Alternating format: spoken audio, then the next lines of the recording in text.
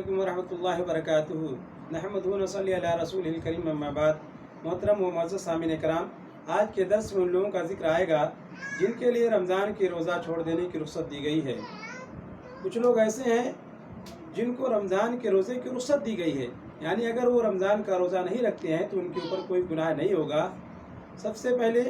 اس کو سمجھنے کے لیے ہمیں قرآن کریم کی آیت کو پڑھنا چاہیے۔ اللہ رب العالمین نے قرآن کریم میں فرمایا فَمَنْ كَانَ مِنْكُمْ مَرِيضًا أَوْ عَلَى سَفَرٍ فَعِدَّةٌ مِنْ أَيَّامٍ أُخَرَ، کہ تم میں سے جو شخص مریض ہو یا سفر پہ ہو تو وہ گنتی کے دنوں کو دوسرے ایام میں پورا کرے گا۔ اس آیت سے پتہ چلتا ہے کہ مریض کے لیے رخصت دی گئی ہے۔ مریض جو بیمار ہو، جو وقتی طور پر بیمار ہو گیا ہو اور اس کی شفایابی کی بعد میں امید بھی ہو، تو ایسی صورت میں وہ جتنا روزہ چھوڑا ہے اس کی بعد میں اس کو قضا کرنی پڑے گی۔ یعنی رمضان کی حالت میں اگر وہ بیمار ہو گیا ہے تو جتنے دن وہ بیمار رہتا ہے اس دن اگر وہ روزہ نہیں رکھتا ہے تو ایسی صورت میں اس کے اوپر کوئی گناہ نہیں ہوگا، اس لیے کہ اللہ رب العالمین نے قرآن کریم میں فرمایا وَلَا تُلْقُوا بِأَيْدِيكُمْ إِلَى التَّهْلُكَةِ، کہ تم اپنے آپ کو ہلاکت میں مت ڈالو۔ اس طریقے سے اللہ تعالیٰ نے دوسری جگہ فرمایا لَا يُكَلِّفُ اللَّهُ نَفْسًا إِلَّا وُسْعَهَا، کہ اللہ تعالیٰ کسی بھی نفس کو اس کی طاقت سے زیادہ مکلف نہیں بناتا ہے۔ یعنی اگر کوئی بیمار ہو جاتا ہے اور بیماری کی حالت میں روزہ رکھنا اس کے لیے مشکل ہوتا ہے تو ایسی صورت میں اس کو رخصت ہے کہ وہ بعد میں ان ایام کی قضا کرے اور رمضان کے ان روزوں کو چھوڑ دے۔ لیکن اگر کوئی ایسا مریض ہے جس کی بعد میں شفایابی کی امید نہیں ہے تو ایسی صورت میں اس کے اوپر وہ قاعدہ اصول لاگو ہوگا کہ وہ ہر روزے کے بدلے میں ایک مسکین کو کھانا کھلائے گا۔ جو بالکل بوڑھے آدمی یا عورت کے سلسلے میں اصول ہے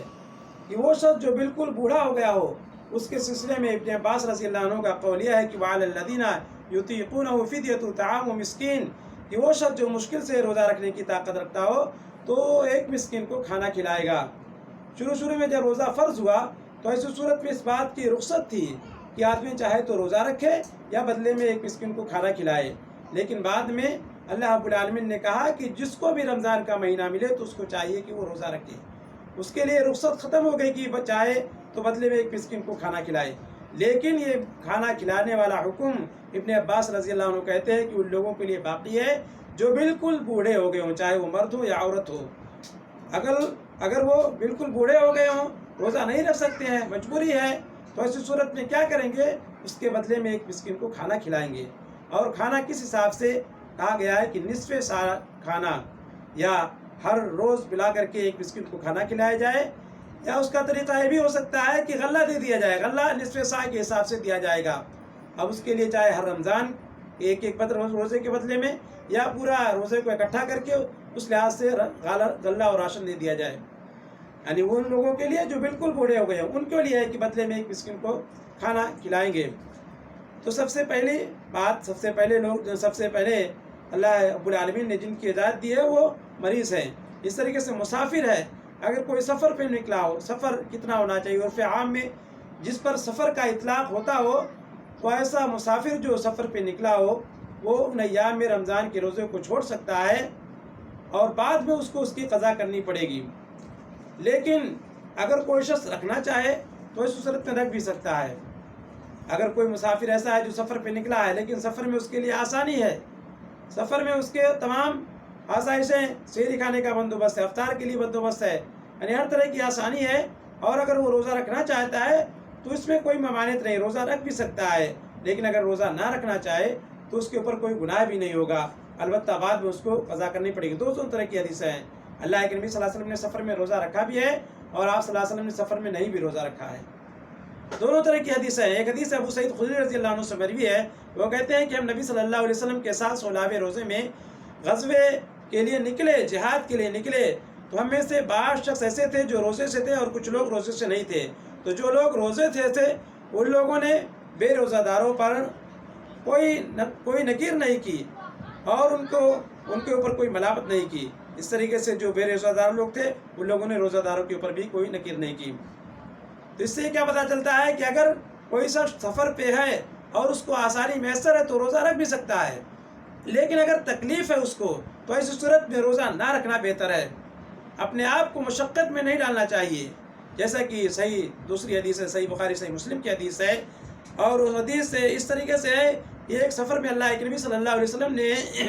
کچھ لوگوں کو دیکھا کہ ایک جگہ اکٹھا ہوئے ہیں، وہاں پہ دیکھا کہ ایک آدمی ہے، اس کے اوپر لوگ سایہ کیے ہوئے ہیں۔ اللہ کے نبی صلی اللہ علیہ وسلم نے پوچھا کہ کیا بات ہے، تو بتایا گیا کہ یہ روزے دار ہے جس کے اوپر لوگ سایہ کیے ہوئے ہیں۔ آپ صلی اللہ علیہ وسلم نے فرمایا کہ سفر میں روزہ رکھنا نیکی نہیں ہے، یعنی اس شخص کو مشقت تھی، روزہ رکھنے کی وجہ سے وہ بے ہوش ہو گیا تھا، تو اس لیے اللہ کے نبی صلی اللہ علیہ وسلم نے فرمایا کہ اپنے آپ کو تکلیف اور مشقت میں مت ڈالو، اللہ رب العالمین نے آسانی دی ہے تو آسانی کو قبول کرو۔ تو اگر کسی کے مشقت میں پڑنے کا اندیشہ ہو تو اس صورت میں اس کو سفر میں روزہ نہیں رکھنا چاہیے۔ تو مریض ہے، مسافر ہے، اس طریقے سے حائضہ عورت ہے، اگر کسی عورت کو حیض آ رہا ہے تو اس صورت میں جتنے دن حیض آئے گا اتنے دن وہ روزہ نہیں رکھے گی، البتہ عورت کو بعد میں قضا کرنی پڑے گی۔ عائشہ رضی اللہ عنہا کہتی ہیں کہ اللہ کے نبی صلی اللہ علیہ وسلم ہمیں حیض کی حالت میں چھوٹے ہوئے روزوں کی قضا کرنے کا حکم دیا کرتے تھے، لیکن نماز کی قضا کرنے کا حکم نہیں دیتے تھے۔ تو نماز جو چھوٹی ہے اس کی قضا نہیں ہے، لیکن روزہ جو چھوٹا ہے اس کی عورت کو بعد میں قضا کرنی پڑے گی۔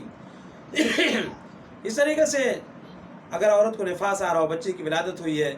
تو اگر نفاس آ رہا ہے تو ان ایام میں بھی عورت روزہ نہیں رکھے گی، عورت کو ایسی حالت میں بھی رخصت دی گئی ہے، لیکن اس کی زیادہ سے زیادہ مدت 40 دن ہے۔ اگر عورت 40 دن سے پہلے پاک ہو جاتی ہے تو وہ روزہ رکھ بھی سکتی ہے۔ تو حاملہ، اس طریقے سے حاملہ عورت، مرضیہ عورت، ان کے لیے بھی رخصت دی گئی ہے۔ کوئی عورت ہے جو پریگننٹ ہے، اگر پیٹ سے ہے، تو ایسی صورت میں ایسی حالت میں دشواری پیش آتی ہے، ایسی حالت میں اس کو بہت تکلیف رہتی ہے، تو اس لیے اسلام نے اس کو رخصت دی ہے کہ عورت اگر حمل سے ہے تو روزہ چھوڑ سکتی ہے۔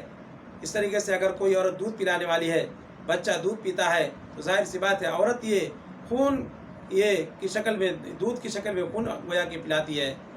ایسی حالت میں عورت کو تکلیف ہوتی ہے، تو عورت کو اگر اپنی جان پہ تکلیف ہو، اس طریقے سے بچے کے سلسلے میں بھی تکلیف ہو، چاہے وہ حمل کی حالت میں ہو یا دودھ پلانے کی حالت میں ہو، تو دونوں حالتوں میں رخصت دی گئی ہے عورت کو کہ عورت روزہ چھوڑ سکتی ہے، البتہ بہتر یہ ہے کہ بعد میں اس کی قضا کرے۔ یہ علماء کرام نے کہا ہے، راجح قول کے مطابق ابن عباس رضی اللہ عنہ کا یہ بھی قول ہے کہ اگر کوئی عورت بار بار حمل سے ہوتی ہے، ہر 2 مہینے پہ اس کے یہاں بچے کی ولادت ہوتی ہے، تو بدلے میں ایک مسکین کو کھانا بھی کھلا سکتی ہے، لیکن اگر اس کو وقت ملتا ہے تو اس صورت میں اس کو قضا کرنی پڑے گی، جتنے روزے چھوٹے ہیں اس روزے کی بھرپائی کرنی پڑے گی۔ تو یہ لوگ ایسے ہیں جن کے سلسلے میں اسلام نے رخصت دی ہے اور ان کے اوپر کوئی گناہ نہیں ہے، لیکن بعد میں قضا کرنی پڑے گی، مریض کو بھی، اس طریقے سے مسافر کو بھی، اس طریقے سے حائضہ اور نفسہ عورتوں کو بھی قضا کرنی پڑے گی۔ یہ صحیح قول ہے۔ اللہ رب العالمین سے دعا ہے کہ اللہ تعالیٰ نبی صلی اللہ علیہ وسلم کی سنتوں کی اتباع کرنے کی توفیق عطا فرما، آمین۔